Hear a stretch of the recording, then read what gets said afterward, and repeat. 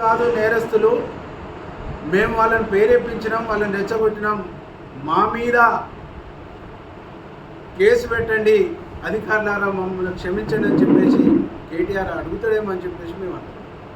కానీ అట్లా కాకుండా ఈరోజు బుకాయించేటువంటి ఒక ప్రయత్నం చేయడం, తన నేరస్తుడు కాబట్టి, నేరం ఉన్నది కాబట్టి ఎట్లాగా నేరానికి శిక్ష పడుతుంది అనేటువంటి ఉద్దేశంతో పదే పదే ఈరోజు నన్ను అరెస్ట్ చేస్తారు, నన్ను జైల్లో పెడతారని చెప్పి ఆల్రెడీ ఒకరు జైలుకి పోయి వచ్చినటువంటి వాళ్ళు బయటకు కనిపిస్తలేరు.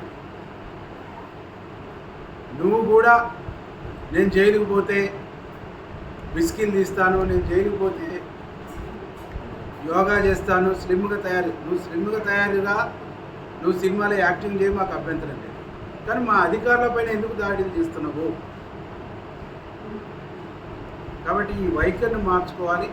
మేము ప్రభుత్వాన్ని కూడా డిమాండ్ చేస్తా ఉన్నాం. ఆధారాలని ఎంక్వైరీ చేసి కేటీఆర్ పాత్ర ఉంటే తప్పకుండా అధికారులను దాడి చేపించినటువంటి కేటీఆర్ పైన చర్య తీసుకోవాలని చెప్పేసి మేము డిమాండ్ చేస్తున్నాం. ప్రజలందరూ కూడా మేము విజ్ఞప్తి చేస్తున్నాం, ఈ దుర్మార్గమైనటువంటి ఇలా వాదనని, దుర్మార్గమైనటువంటి ప్రచారాన్ని మీరు నమ్మొద్దు, వినొద్దు అని చెప్పేసి మేము చెప్తున్నాం. ఇంకా మాట్లాడుతుంటారు వాళ్ళు, జైలు నుంచి ఒక లేఖ తీసుకొచ్చి నేను చెప్పినటువంటి అభిప్రాయం కాదు అని చెప్తారు. మేమందరం కూడా ఉద్యమాలలో జైలు పోయినటువంటి వాళ్ళ ఈ వేదికల్లో ఉన్నటువంటి వాళ్ళు, ఏదో ఒక ఉద్యమంలో రాస్తారోకలో గీస్తారోకలో ఏదో ఒక కేసులో జైలు పోయినటువంటి వాళ్ళు. కానీ ఏముంటుంది, పోలీసు వాళ్ళు రిమాండ్ రిపోర్ట్ రాసి నిన్ను కోర్టులో హాజరుపరిచినప్పుడు నువ్వేం చెప్పాలి? దాంట్లో ఏం రాసిరో నాకు తెలియదు, నాతో సంతకం పెట్టించుకోరు, దాంట్లో రాసినటువంటి అభిప్రాయాలు నాకు సంబంధం లేదని జడ్జి కాడ చెప్పేసి నువ్వు జడ్జి కాడకి కాడ చెప్పాను. ఇది సిస్టమ్. నువ్వు కోర్టులనేమో పోలీసుల కాడనేమో కేటీఆర్ ప్రమేయం ఉందని చెప్పేసి రికార్డు చేపిస్తావు, కోర్టులోకి పోయి రిమాండ్ కాగానే నమస్కారం పెట్టుకొని వస్తావు.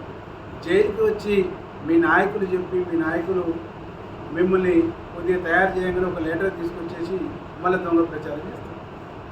అంటే ఈ రాష్ట్రంలో ఎవరికి సిస్టమ్ తెలియదు, ఎవరు లా చదువుకోలేదు, ఎవరికి పోలీసు ప్రొసీజర్ తెలియదు, రిమాండ్ రిపోర్ట్ ఎట్లుంటుంది, దాన్ని కోర్టులో ఏం సబ్మిట్ చేస్తారు, బాధితులుగా కోర్టులో ఏం చెప్పుకోవాలనేటువంటి కనీస కామన్ సెన్స్ ఎవరికి ఉండదు.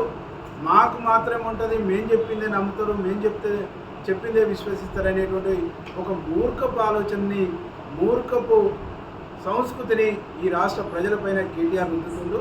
నీ మూర్ఖత్వాన్ని, నీ మూర్ఖపు సంస్కృతిని, నీ మూర్ఖపు విధానాన్ని నువ్వు మానుకోవాలని చెప్పేసి మేము విజ్ఞప్తి చేస్తాం.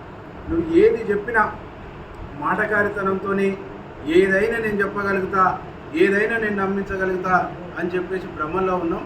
నీ భ్రమల నుంచి బయటికి రా, నువ్వు భ్రమల నుంచి బయటికి పడు, నువ్వు భ్రమల్లో మునిగి తేలకు, భ్రమల్లో జీవించకు. నీ భ్రమల్ని అన్నింటినీ కూడా ప్రజలు తూర్పారబట్టి నేను ఇంట్లో కూర్చోబెట్టిండ్రు. ఇకనైనా మీరు బుద్ధి తెచ్చుకోండి, ఇకనైనా మీరు జ్ఞానం తెచ్చుకోండి, ఇకనైనా మీరు చేసినటువంటి తప్పుల నుంచి రివ్యూ తీసుకొని ఒక మంచి ఆలోచనతో, మంచి ఒపీనియన్తో ప్రజలకు కొన్ని ప్రజలు ఆదరిస్తారు తప్ప హింసాత్మకమైనటువంటి ఘటనలతో, హింసను ప్రేరేపించి, హింసను ప్రోత్సహించి, హింస చేసి ఐఏఎస్ అధికారుల మనోభావాలను దెబ్బకొట్టి, ఆఫీసర్ల మనోభావాలను దెబ్బకొట్టి మేము రాజకీయ పాపం, రాజకీయ లబ్ధి పొందుతామంటే ఇది కుదరదు, ఇది చెల్లదు. తెలంగాణ సమాజం చైతన్యవంతమైనటువంటి సమాజం, తెలంగాణ సమాజం తిరుగుబాటు తత్వంతో ఉన్నటువంటి సమాజం.